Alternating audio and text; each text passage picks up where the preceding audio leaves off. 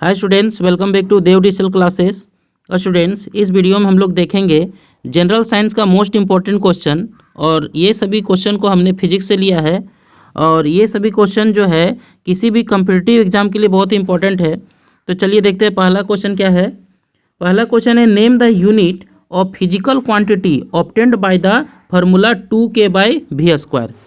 तो यहाँ एक फार्मूला दिया है 2k/v²। तो इससे जो क्वांटिटी निकल कर के आएगा उसका हमें यूनिट बताना है। तो के क्या है, के काइनेटिक एनर्जी है, और भी क्या है, तो भी हमारा वेलोसिटी है, लीनियर वेलोसिटी। तो देखिए क्या दिया हुआ है, 2k/v²। ठीक है, तो देखिए 2k को क्या लिख सकते हैं, हाफ mv²। के क्या है, काइनेटिक एनर्जी है। तो काइनेटिक एनर्जी का फॉर्मूला होता है हाफ mv², और बाई फिर क्या है, v²। तो देखिए v² से v² कट जाएगा, 2 से 2 कट जाएगा, तो क्या बचेगा m। और m हमारा क्या है, मास है। तो जो क्वांटिटी हमें प्राप्त हुआ वो क्या है, मास है। और इसका यूनिट क्या होता है, kg। ऐसा यूनिट क्या है, kg। तो इस तरह से इसका आंसर होगा kg। नेक्स्ट क्वेश्चन देखते हैं। नेक्स्ट क्वेश्चन है, which class of lever will always have mechanical advantage greater than 1 and why. देखिए क्वेश्चन कहता है कि किस प्रकार का लीवर का मैकेनिकल एडवांटेज एक से ज़्यादा होता है। तो इसका आंसर होगा ए क्लास 2 लीवर है मैकेनिकल एडवांटेज ग्रेटर देन 1। मतलब द्वितीय प्रकार का, मतलब दूसरे प्रकार का लीवर का मैकेनिकल एडवांटेज हमेशा एक से ज़्यादा होता है। अब देखते हैं क्यों। Because the load lies between the fulcrum and the effort, hence the effort arm is always longer than the load arm. और इसका मैकेनिकल एडवांटेज निकालने फार्मूला होता है effort arm by load arm. इस केस में एफर्ट आर्म जो है load arm से बड़ा होता है। तो इस तरह से मैकेनिकल एडवांटेज हमेशा एक से ज़्यादा मिलेगा। क्वेश्चन फिर से समझिए। क्वेश्चन कहता है कि किस प्रकार का लीवर का मैकेनिकल एडवांटेज हमेशा एक से बड़ा होता है। तो इसका आंसर होगा ए क्लास 2 लीवर, यानी कि द्वितीय प्रकार के लीवर का मैकेनिकल एडवांटेज हमेशा एक से ज़्यादा होता है। अब इसको हम अच्छा से समझते हैं। देखिए सेकेंड क्लास जो लीवर है, सेकेंड क्लास का लीवर यानी द्वितीय प्रकार का लीवर जो है, ये सिंपल मशीन का एक टाइप से। तो देखिए इसका अगर हम डायग्राम बनाएंगे तो क्या होता है, द्वितीय प्रकार के लीवर में लोड होता है बीच में, और एक साइड होता है फल्क्रम और एक साइड होता है एफर्ट। ठीक है, अब देखिए मैकेनिकल एडवांटेज निकालने का फॉर्मूला है effort arm by load arm. अब देखिए ये एफर्ट आर्म है क्या। एफर्ट आर्म का मतलब हुआ कि एफर्ट का फल्क्रम के साथ दूरी को देखते हैं। यानी एफर्ट आर्म का मतलब हुआ एफर्ट का फल्क्रम से डिस्टेंस, और लोड आर्म का मतलब हुआ लोड का फल्क्रम से डिस्टेंस। हम यहाँ पर एफर्ट और लोड दोनों का डिस्टेंस फल्क्रम के साथ ही देखेंगे, फल्क्रम से ही देखेंगे। तो यहाँ पर एफर्ट आर्म यानी एफर्ट का फल्क्रम से डिस्टेंस ज़्यादा है और लोड का फल्क्रम से डिस्टेंस कम है। क्लियर है। अब मैकेनिकल एडवांटेज निकालने का फॉर्मूला है effort arm by load arm. Clear है, क्या है, effort arm by load arm. तो एफर्ट आर्म बड़ा है और लोड आर्म छोटा है। ठीक है, तो जब हम छोटा चीज़ से बड़ा चीज़ को डिवाइड करते हैं तो हमेशा रिजल्ट क्या आता है, एक से बड़ा आता है। तो इस तरह से इसका मैकेनिकल एडवांटेज का जो वैल्यू आएगा हमेशा एक से बड़ा आएगा। ठीक है, क्लियर है। क्योंकि यहाँ पर हम लोग फिर से देखते हैं, देखिए इसको फिर से समझिए कि जो लीवर है द्वितीय प्रकार का, इसमें क्या है, लोड बीच में है, एक साइड क्या है, फल्क्रम है, एक साइड क्या है, एफर्ट है। ठीक है ना। तो एफर्ट आर्म का मतलब फल्क्रम से एफर्ट का डिस्टेंस, देखिए ये बड़ा है, और लोड आर्म का मतलब है लोड का फल्क्रम से डिस्टेंस, और ये छोटा है। फार्मूला में है effort arm by load arm. इसका मतलब है कि एफर्ट आर्म को लोड आर्म से अगर डिवाइड करते हैं तो हमेशा रिजल्ट क्या आएगा, एक से बड़ा आएगा। क्योंकि यहाँ पर एफर्ट आर्म बड़ा है, लोड आर्म छोटा है। छोटा चीज़ से डिवाइड करेंगे तो एक रिजल्ट हमेशा एक से क्या आएगा, बड़ा आएगा। बात समझ में आ गया, क्लियर है। चलिए थोड़ा सा और समझते हैं। देखते हैं कि पहला प्रकार का, प्रथम प्रकार का लीवर किसको कहते हैं। तो देखिए फर्स्ट टाइप का लीवर में क्या होता है, फर्स्ट टाइप का लीवर में फल्क्रम बीच में होता है, एक साइड होता है लोड और एक साइड होता है एफर्ट। क्लियर है, ये हो गया फर्स्ट टाइप का लीवर। प्रथम प्रकार का लीवर में याद रख लीजिए फलक्रम बीच में होता है और एक साइड हो गया लोड और एक साइड हो गया एफर्ट। क्लियर है। अब उसके बाद देखते हैं थर्ड टाइप का लीवर। तृतीय प्रकार का लीवर में क्या होता है कि इसमें एफर्ट बीच में होता है और एक साइड होता है फलक्रम और एक साइड होता है लोड। तो ये हमारा थर्ड टाइप है, यानी तृतीय प्रकार का लीवर है, इसको याद रख लेना है। चलिए अब नेक्स्ट क्वेश्चन देखते हैं। क्वेश्चन है how is the refractive index of material related to real and apparent depth. Question कहता है कि रिफ्रैक्टिव इंडेक्स का रियल और अपेरेंट डेप्थ के साथ क्या रिलेशन है। तो देखिए रिफ्रैक्टिव इंडेक्स जिसको हम लोग म्यू से इंडिकेट करते हैं इक्वल टू होता है C/V। मतलब C मतलब क्या हो गया, speed of light in air और vacuum by speed of light in medium, यानी जिस मीडियम का रिफ्रैक्टिव इंडेक्स चाहिए उसी मीडियम में लाइट का स्पीड को देखते हैं। ठीक है, याद रखना है कि रिफ्रैक्टिव इंडेक्स का कोई भी ऐसा यूनिट नहीं होता है। तो इस तरह से किसी भी मीडियम का रिफ्रैक्टिव इंडेक्स निकालना हो तो C/V करते हैं, मतलब speed of light in air और vacuum by speed of light in medium, यानी जिस मीडियम का रिफ्रैक्टिव इंडेक्स चाहिए। क्लियर है। तो ये तो हो गया फॉर्मूला। अब हम लोग देखते हैं कि रिफ्रैक्टिव इंडेक्स और दूसरे तरीके से कैसे निकाल सकते हैं। तो आइए इसको समझते हैं। मान लिया कि एक बर्तन है जिसमें पानी है, ठीक है, और इसका बॉटम में कॉइन रखा हुआ है। तो इस कॉइन का पानी का ऊपरी सतह से जो गहराई है उस गहराई को हम कहेंगे रियल डेप्थ। क्या कहेंगे, वास्तविक गहराई। लेकिन रिफ्रैक्शन ऑफ लाइट के कारण ये कॉइन थोड़ा सा ऊपर उठा हुआ दिखाई देता है। तब इस समय इस ऊपर उठा हुआ कॉइन का पानी का ऊपरी सतह से जो गहराई होगा उसको हम लोग अपेरेंट डेप्थ कहेंगे। क्लियर है। जब कॉइन बॉटम में हो तो ये हो गया ओरिजिनल डेप्थ, इसको हम लोग बोलते हैं रियल डेप्थ। और जब उठा हुआ दिखाई देता है तब इसका पानी की ऊपरी सतह से जो गहराई है उसको बोलते हैं अपेरेंट डेप्थ। तो इस तरीके से भी, यानी इस डेप्थ का हेल्प से भी हम लोग रिफ्रैक्टिव इंडेक्स निकाल सकते हैं। तो रिफ्रैक्टिव इंडेक्स कैसे निकालेंगे, तो याद रखना है कि real depth bye apparent depth. तो जब हम रियल डेप्थ और अपेरेंट डेप्थ का रेशियो लेते हैं तब हमें उस मीडियम का रिफ्रैक्टिव इंडेक्स मिलता है। कौन सा मीडियम, तो जिस मीडियम में ये डूबा हुआ है। अगर ये वाटर है तो हमें वाटर का रिफ्रैक्टिव इंडेक्स मिल जाएगा। बात समझ में आ गया। तो ये रहा रिफ्रैक्टिव इंडेक्स का रियल डेप्थ और अपेरेंट डेप्थ के साथ रिलेशन। मतलब क्या समझ में आया, रियल डेप्थ और अपेरेंट डेप्थ का रेशियो करेंगे तब हमें रिफ्रैक्टिव इंडेक्स मिल जाएगा। ठीक है, क्लियर है। चलिए नेक्स्ट देखते हैं। नेक्स्ट है define heat capacity and it's SI unit. हमें हीट कैपेसिटी को डिफाइन करना है। तो देखिए इसका आंसर है the amount of heat energy needed to raise the temperature of a body by 1 degree Celsius is called the heat capacity of the body. Its SI unit is joule per Kelvin.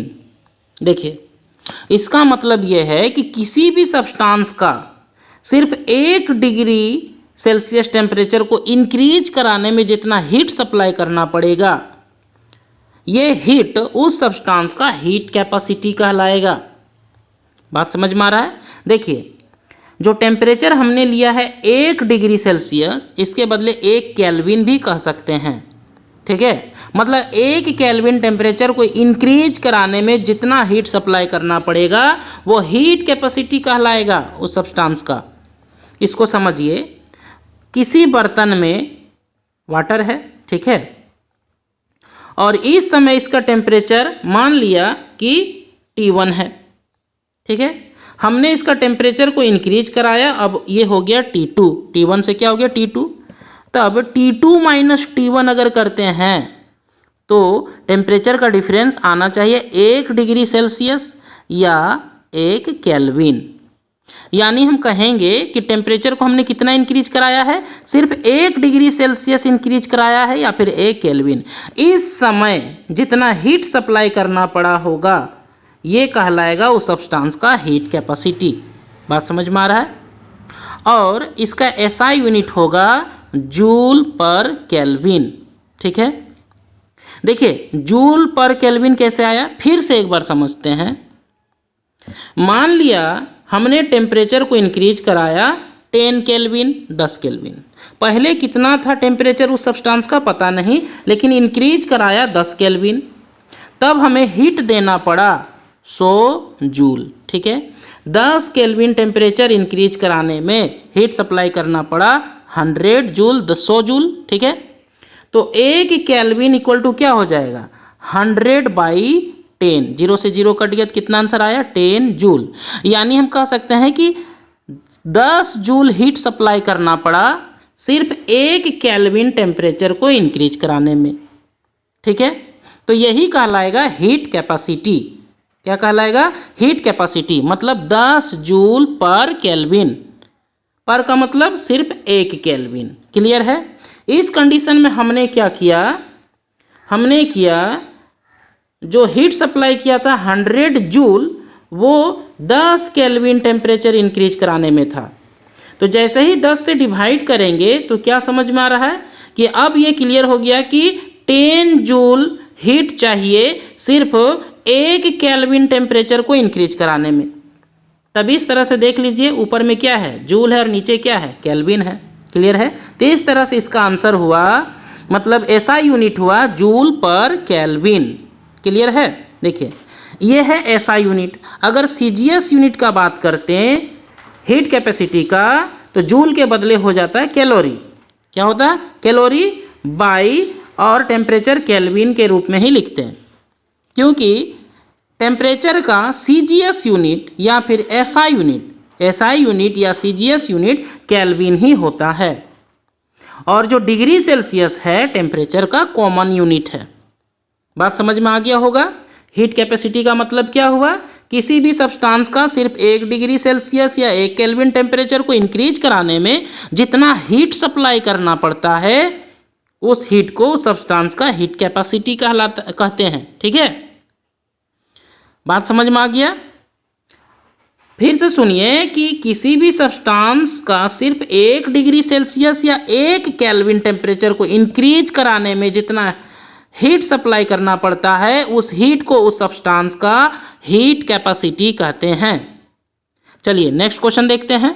Next है define critical angle, यानी critical angle को define करना है, मतलब क्रांतिक कोण को define करना है, परिभाषित करना है। देखिए, the angle of incidence in the denser medium corresponding to which the angle of refraction in the rare medium is 90 degree is called critical angle. इसका मतलब ये है कि जब एंगल ऑफ रिफ्रैक्शन मतलब आर 90 डिग्री होगा, ठीक उसी समय एंगल ऑफ इंसिडेंस मतलब आई को अब हम कहेंगे सी, आई को अब हम कहेंगे critical angle, C for critical angle. Clear है। मतलब जब आर हमारा 90 डिग्री होगा तब आई को हम कहेंगे क्रिटिकल एंगल। ठीक है, देखिए इसको समझिए। किसी कंटेनर में पानी है, वाटर है, ठीक है। देखिए क्रिटिकल एंगल के लिए कंडीशन होना चाहिए कि लाइट जो है डेंसर से रेयर की ओर जाए, मतलब वाटर से एयर की ओर। ठीक है, और हमें पता है कि जब भी लाइट डेंसर से रेयर की ओर जाता है तब वह नॉर्मल से दूर भागता है। तो ये हो गया आई और ये हो गया आर। ठीक है, अब देखिए जैसे ही आई को थोड़ा और बड़ा करते हैं तो आर भी क्या होगा, थोड़ा सा बड़ा होगा। चलिए जैसे ही आई को थोड़ा और बड़ा करते हैं, थोड़ा सा और बड़ा किए, यानी कि एंगल ऑफ इंसिडेंस को हमने और इंक्रीज कराया, तो कभी ना कभी ऐसा कंडीशन होगा जब रिफ्रैक्टेड रे वाटर का अपर सरफेस पर लाई करेगा। देखिए ये हो गया रिफ्रैक्टेड रे। ठीक है, तो इस कंडीशन में आर का वैल्यू कितना होगा, 90 डिग्री। ठीक है, देख लीजिए ये वाटर का अपर सरफेस है, ये हो गया नॉर्मल। अगर रिफ्रैक्टेड रे को वाटर का अपर सरफेस पर लाई कराए इस तरह से, तब एंगल कितना डिग्री होगा, 90 डिग्री। इस कंडीशन में आर कितना हुआ, 90 डिग्री। ठीक इसी समय आई का जो वैल्यू होगा यानी इंसिडेंट एंगल, उसको हम लोग कहेंगे क्रिटिकल एंगल। बात समझ में आया। मतलब जब आर हमारा 90 डिग्री तब आई को हम आई नहीं कहेंगे, तब हम आई को सी कहेंगे, मतलब क्रिटिकल एंगल। बात समझ में आ गया? क्लियर है? जब रिफ्रैक्टेड एंगल 90 डिग्री, तब इंसिडेंट एंगल को हम क्रिटिकल एंगल कहेंगे। ये बात समझ में आ गया? ठीक है, चलिए थोड़ा सा और कुछ समझते हैं। देखिए, अभी हमने क्या जाना कि जब आर हमारा 90 डिग्री था, तब उस आई को हम कहते हैं क्रिटिकल एंगल। बात समझ में आ गया? आई किसके बराबर? सी के बराबर, यानी क्रिटिकल एंगल हो गया ये। ठीक है, अब अगर आई को थोड़ा और इंक्रीज कर दे, कितना इंक्रीज करे? सी से बड़ा कर दे, क्रिटिकल एंगल से थोड़ा सा बड़ा कर दे। मतलब देखिए, इसको ध्यान समझिएगा, जब आई ग्रेटर देन क्रिटिकल एंगल, तब क्या होगा? तब आर का जो वैल्यू है 90 डिग्री, वो भी क्या होगा? बड़ा होगा, क्योंकि जब सी था तब ये 90 डिग्री था, तो जब सी को थोड़ा और इंक्रीज कराएं, तब आर का भी वैल्यू इंक्रीज करेगा। देखिए, फिर से इसको देखते हैं। ये वाटर है, ठीक है, और ये लाइट जो है इधर से, ये क्या है? वाटर का अपर सरफेस में था, जिस समय नॉर्मल के साथ ये 90 डिग्री था, और इस समय इस इंसिडेंट एंगल को हम क्या नाम दिए थे? इसका सी नाम दिए थे। अभी हमने कहा कि इंसिडेंट एंगल को क्रिटिकल एंगल से बड़ा कर देते हैं, इसका मतलब है थोड़ा सा और बड़ा कर दिए। ठीक है, इंसिडेंट एंगल क्रिटिकल एंगल से बड़ा हो गया, तो इस कंडीशन में रिफ्रैक्टेड रे भी अब क्या होगा? पानी से ही गुजरेगा, क्योंकि अभी यहाँ भी क्या होगा? 90 से बड़ा होगा। तो 90 से बड़ा होने का मतलब है कि लाइट जो है वाटर के अंदर से गुजरेगा। क्लियर है? ठीक है, इसी कंडीशन को कहते हैं टोटल इंटरनल रिफ्लेक्शन, मतलब पूर्ण आंतरिक परावर्तन। क्लियर है? तो टोटल इंटरनल रिफ्लेक्शन के लिए कंडीशन क्या होता है? रिफ्लेक्शन के लिए कंडीशन क्या होता है? कि जब इंसिडेंट एंगल क्रिटिकल एंगल से बड़ा हो जाए, तब रिफ्रैक्शन के बाद लाइट वाटर से ही गुजरने लगेगा, मतलब सेम मीडियम से ही गुजरने लगेगा। तब इस फिनोमिनन को कहते हैं टोटल इंटरनल रिफ्लेक्शन, यानी पूर्ण आंतरिक परावर्तन। देखिए, ये क्वेश्चन बनता है जी कि टोटल इंटरनल रिफ्लेक्शन के लिए कंडीशन क्या होना चाहिए? तो कंडीशन यही है कि इंसिडेंट एंगल क्रिटिकल एंगल से बड़ा होना चाहिए, तब जो फिनोमिनन होगा उसको बोलेंगे पूर्ण आंतरिक परावर्तन। क्लियर है? चलिए नेक्स्ट देखते हैं, क्वेश्चन नंबर 6। क्वेश्चन नंबर 6 में state the SI unit of moment of couple. हमें मोमेंट ऑफ कपल का एसआई यूनिट बताना है, तो इसका आंसर होगा न्यूटन मीटर। देखिए, जो मोमेंट वर्ड दिख रहा है, मोमेंट का मतलब होता है टॉर्क, तो हमें डिफिनेशन बताना है मोमेंट ऑफ कपल का, तो इसका तो ऐसा यूनिट होगा न्यूटन मीटर, और इसका डिफिनेशन होगा product of either force and perpendicular distance between the forces. फिर से सुनिए, product of either force and perpendicular distance between the forces. ठीक है, चलिए इसको अच्छा समझिए। एक रोड है जो कि मूवेबल है, पॉइंट ओ से ये मूवेबल है, एक फोर्स F1 है और एक फोर्स F2 है, दोनों इक्वल है, इक्वल मैग्नीट्यूड में है, दोनों का मैग्नीट्यूड इक्वल है, दोनों का डायरेक्शन अपोजिट है, एक अपवर्ड है एक डाउनवर्ड है, दोनों पैरेलल फोर्स है। ठीक है, तब F1 का डिस्टेंस अगर पॉइंट O से देखेंगे, मान लेते हैं इसका डिस्टेंस R1 है और इसका डिस्टेंस क्या है? R2 है। क्लियर है?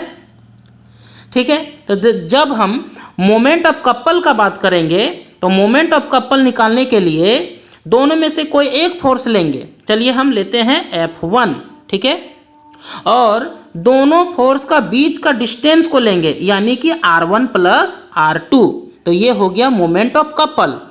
यानी कि कोई भी फोर्स लेंगे और दोनों फोर्स का बीच का डिस्टेंस। तो अब देखिए, ये क्या है? फोर्स, तो फोर्स का ऐसा यूनिट होता है न्यूटन, और दोनों फोर्स के बीच का जो डिस्टेंस है, तो दोनों फोर्स का बीच का जो डिस्टेंस है R1 और R2 को मिला देंगे, तो दोनों फोर्स का बीच का डिस्टेंस होगा, तो ये क्या चीज में होगा? इसका ऐसा यूनिट होगा मीटर। इसलिए मोमेंट ऑफ कपल का ऐसा यूनिट हो गया न्यूटन मीटर। देखिए, ये होगा न्यूटन, इसका ऐसा यूनिट, और R1 प्लस R2 क्या देगा? ये देगा मीटर। क्लियर है? तो ये हो गया मोमेंट ऑफ कपल। अगर हम बात करेंगे मोमेंट ऑफ फोर्स का, मोमेंट ऑफ फोर्स का, तो मोमेंट ऑफ फोर्स का मतलब हो गया कि हम मोमेंट ऑफ फोर्स दोनों साइड का निकाल सकते हैं। अगर इस साइड का बात करेंगे, लेफ्ट साइड का, तो ये हो जाएगा F1 इंटू, ये पॉइंट O को तब बोलेंगे हम एक्सिस, क्या बोलेंगे, एक्सिस। तो F1 का एक्सिस से जो डिस्टेंस है ये हो गया R1।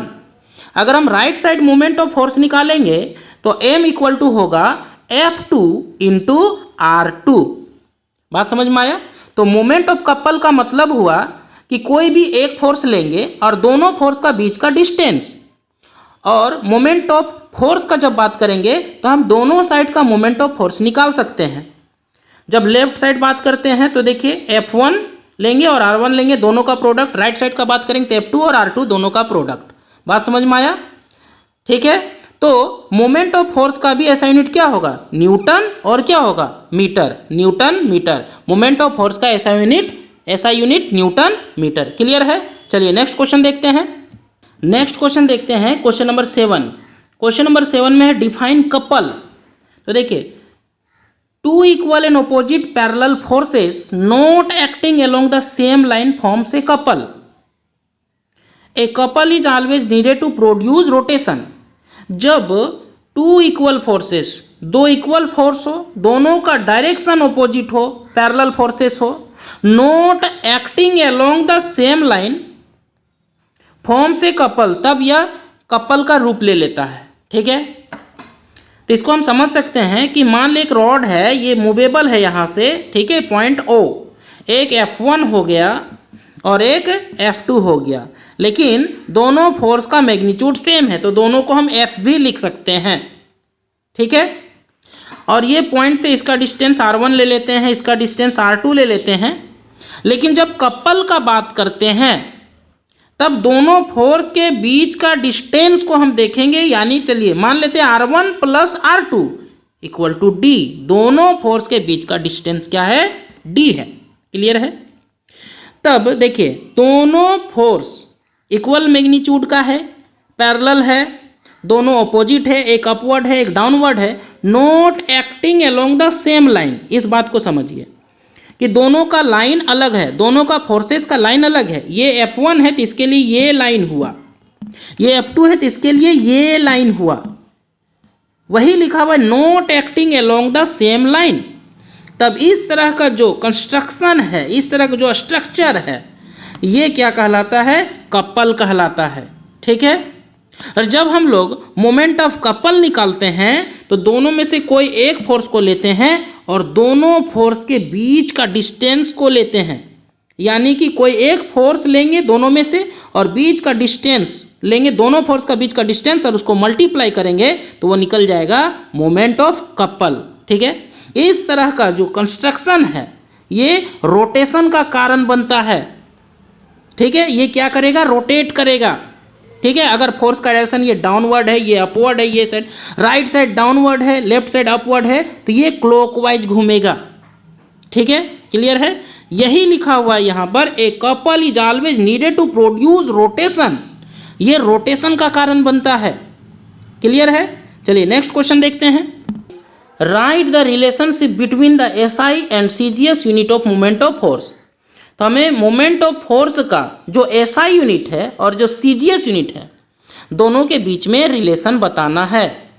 तो इसका आंसर होगा 1 न्यूटन मीटर इक्वल टू 10 पर पावर 7 डाइन सेंटीमीटर। ठीक है, देखिए इसको समझिए, मोमेंट ऑफ फोर्स का SI यूनिट क्या होता है, तो न्यूटन मीटर। तो यहाँ दिया हुआ है 1 न्यूटन मीटर, इसका मतलब है 1 न्यूटन इंटू 1 मीटर। ठीक है, और 1 न्यूटन इक्वल टू होता है 10 पर पावर 5 डाइन, जब इसको हम लोग CGS में बदलते हैं तब। ठीक है, और यहाँ 1 मीटर है तो 1 मीटर बराबर कितना होता है, 100 सेंटीमीटर। ठीक है, तो देखिए 10 पर पावर 5 और यहाँ है 100, तो हो जाएगा 10 पर पावर 7 डाइन सेंटीमीटर। तो ये हो गया 1 न्यूटन मीटर बराबर 10 पर पावर 7 डाइन सेंटीमीटर।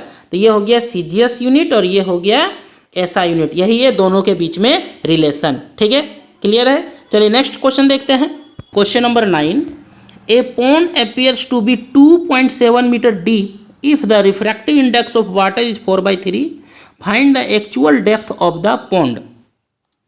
तो दिया हुआ है कि एक पॉन्ड है और उसका जो गहराई है वो हमें ऐसा लग रहा है कि गहराई है 2.7 मीटर।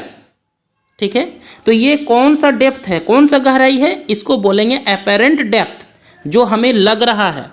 मतलब कि ये इसका एक्चुअल गहराई नहीं है, एक्चुअल डेप्थ नहीं है। मतलब इसका जो गहराई है, इसका जो बॉटम है, नीचे का सरफेस, ठीक है, ये थोड़ा सा उठा हुआ दिखाई दे रहा है। तो वाटर का अपर सरफेस से जो डिस्टेंस है, जो डेप्थ है, वो 2.7 मीटर है। यानी कि ये क्या है, ये एपेरेंट डेप्थ है, ये हमें लग रहा है, ये वर्चुअल डेप्थ है। तब हमें बताना है कि इस पॉन्ड का एक्चुअल डेप्थ क्या है, वास्तविक गहराई क्या है, और क्या गिवन है, वाटर का रिफ्रैक्टिव इंडेक्स गिवन है। तो हमें पता है कि रिफ्रैक्टिव इंडेक्स इक्वल टू होता है एक्चुअल डेप्थ या फिर real depth by apparent depth. Clear है?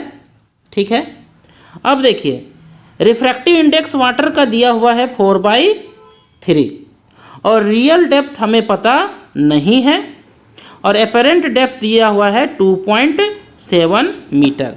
ये समझ में आ रहा है? अब क्या करेंगे, जब रियल डेप्थ निकालना हो तो 4/3 इंटू 2.7 मीटर ये हो जाएगा। अब इसको काट देंगे तो 3 9 जा 27, 2.7 है तो 0.9 होगा, यानी 9 4 जा 36 और एक अंक के बाद क्या होगा, पॉइंट, यानी कि जो रियल डेप्थ है वो है 3.6 मीटर। यानी पॉन्ड का जो वास्तविक गहराई है वो है 3.6 मीटर। क्लियर है? चलिए इस वीडियो का लास्ट क्वेश्चन देखते हैं। क्वेश्चन है, a crane A lifts a heavy load in 5 seconds whereas another crane B does the same work in 2 seconds. Compare the power of crane A to that of crane B. देखिए दो crane है, एक crane ए है और एक crane B है। तो crane ए जो है एक वर्क को 5 सेकेंड में करता है, क्रेन बी उसी वर्क को, देखिए सेम वर्क लिखा हुआ है, उसी वर्क को 2 सेकेंड में करता है।